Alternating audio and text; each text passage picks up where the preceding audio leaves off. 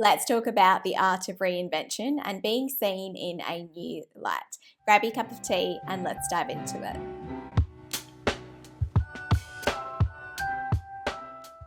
So, in part one of this series, I talked a lot about the inner transformation that you need to go through in order to create the foundations for your reinvention.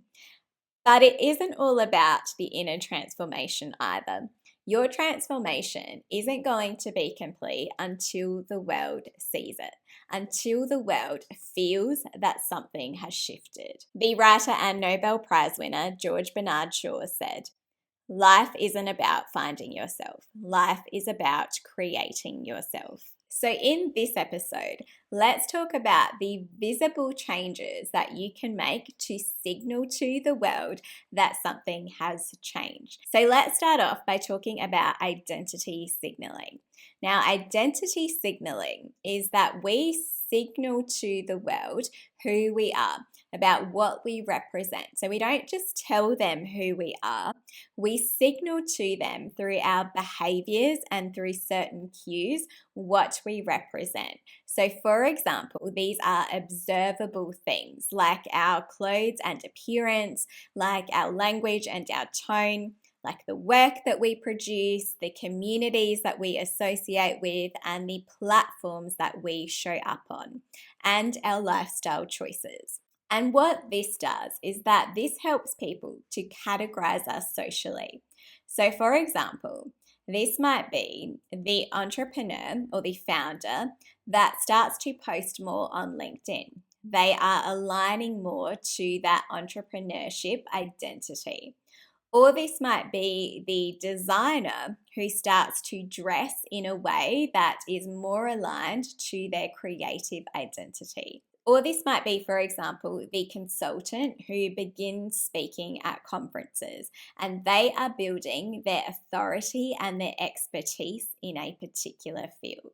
Over time, these signals are going to shape the perceptions that others have of us. Now, if you are evolving your professional brand, then make sure you check out my previous episode as well about pivoting your professional brand, rebranding your career, because I go into a little bit more detail in that as well. But for now, let's move on to tip number 2, which is to change your look and to embody this new you.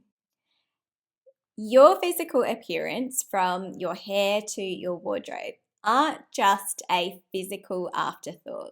This is also signaling. So, with identity signaling in mind, this tells the world what you represent. And by changing aspects of this, you are signaling to the world that something has shifted. So, your change might be dramatic or it might be something that is more organic.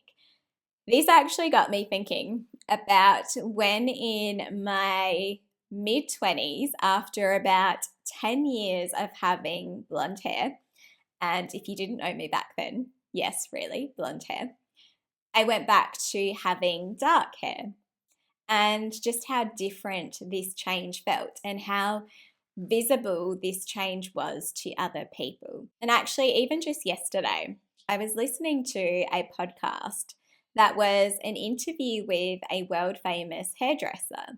And he was talking about how a lot of hairdressers that he had worked with would have a client sit down in the chair and they would automatically say to the client, "So just the usual."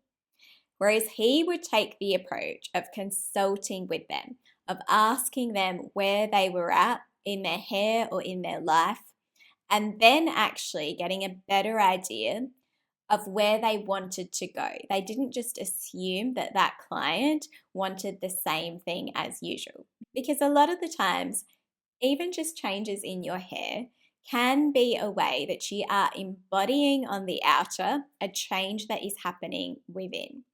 And this actually also reminded me of potentially the most culturally famous example in this space, and millennials will remember this well. And that is when Felicity, which was, if you don't know it, a program in the late 90s and early 2000s, had the really dramatic change of the main character, Felicity, who was played by Kerry Russell, who, if you aren't familiar with who that is now currently on Netflix playing the diplomat. And she at the time had these amazing, long, really voluminous curls. And in season 2, after what was a really challenging freshman year for her, she cuts off almost all of her hair. And it was one of the most dramatic things that happened in television at the time because it was such an iconic look and such a dramatic change. What actually happened after that was that her character also significantly evolved. She embodied this confidence that then stayed with her for all of the rest of the years of the show. And to bring this back to a real world example, and potentially what I think is probably one of the best examples of a reinvention, is Victoria Beckham. So the Posh Spice completely left behind all of her Posh Spice looks and all of her, wag persona that she had to reinvent herself as this head of this now really sophisticated fashion house. And she embodied a lot of the outer characteristics that would align with that identity. So she very much went against what the usual persona was of a celebrity that was moving into a fashion brand, and she aligned more with a traditional fashion house. So she adopted as a part of her look a much more subdued hairstyle, much more natural tones. Her wardrobe became a lot more neutral and a lot more understated while still being sophisticated and bold, aligning with that identity that she was creating. So remember that whatever has shifted internally, when you represent that on the outer, it also changes the way that other people see you, the way that other people interact with you, their expectations of you.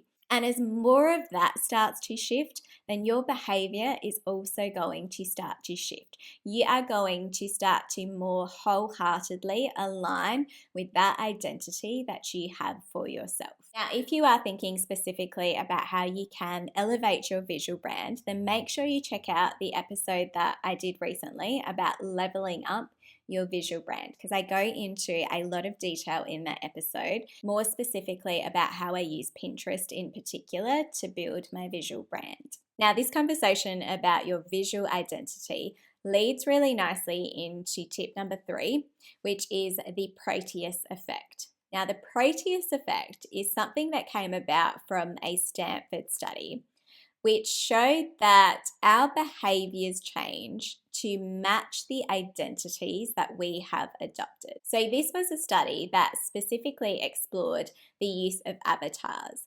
And this showed that people behaved differently depending on the avatar that they had adopted. So for example, if they had a taller avatar, they would behave more confidently in negotiations.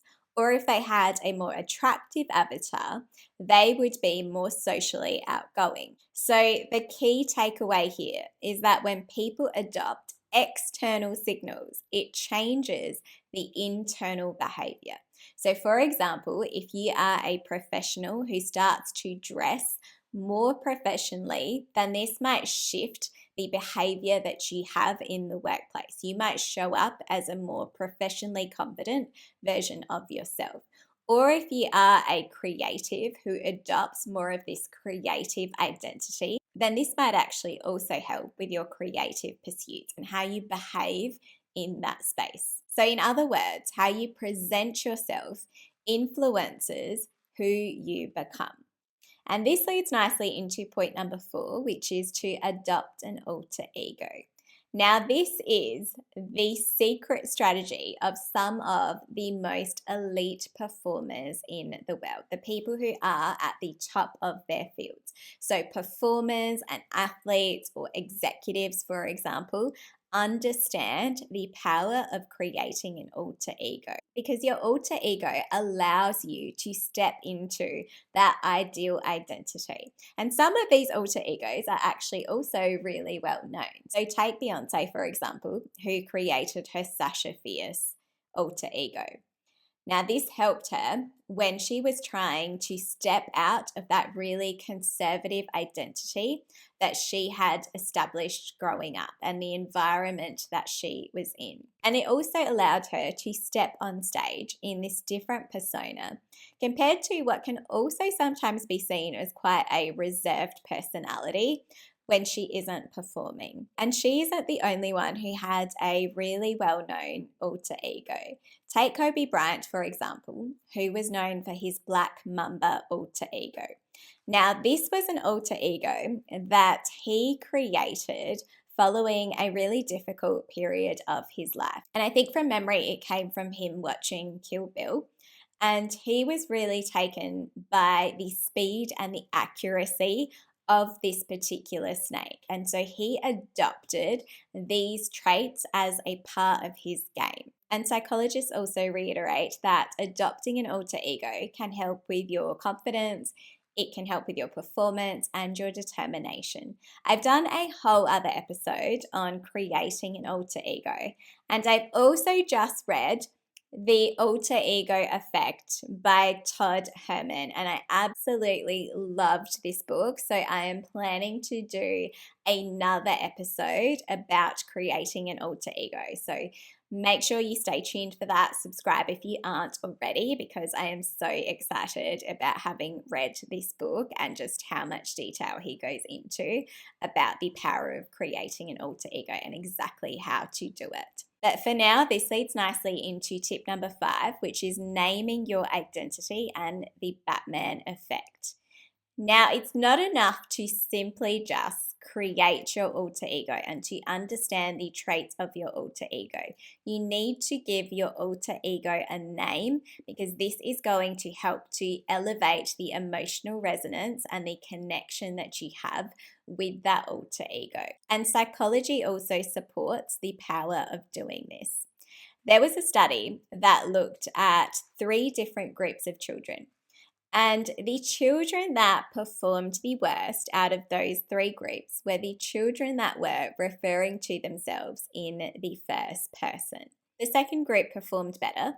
They were the people that were referring to themselves in the third person, whereas the third group performed the best, and they were the people that associated themselves to say their favorite character, like Batman, and how Batman would behave. It gave them the ability to embody more of those characteristics as a part of their performance. So, what is the name of that person who is going to show up on social media?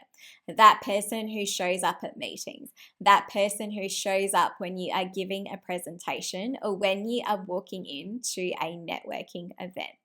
And keep in mind that you don't always need to completely just reinvent your name. You can also repackage your existing name. Now, this is something that I talked about previously in my episode on rebranding yourself.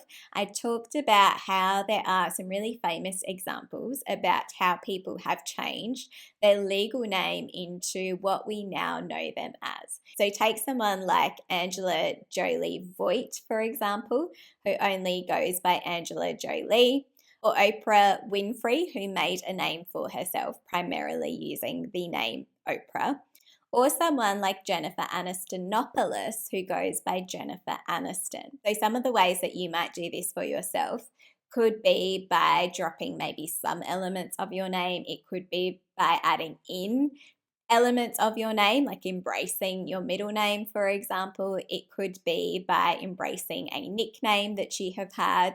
It could be by embracing the original unique spelling of your name or changing the spelling of your name.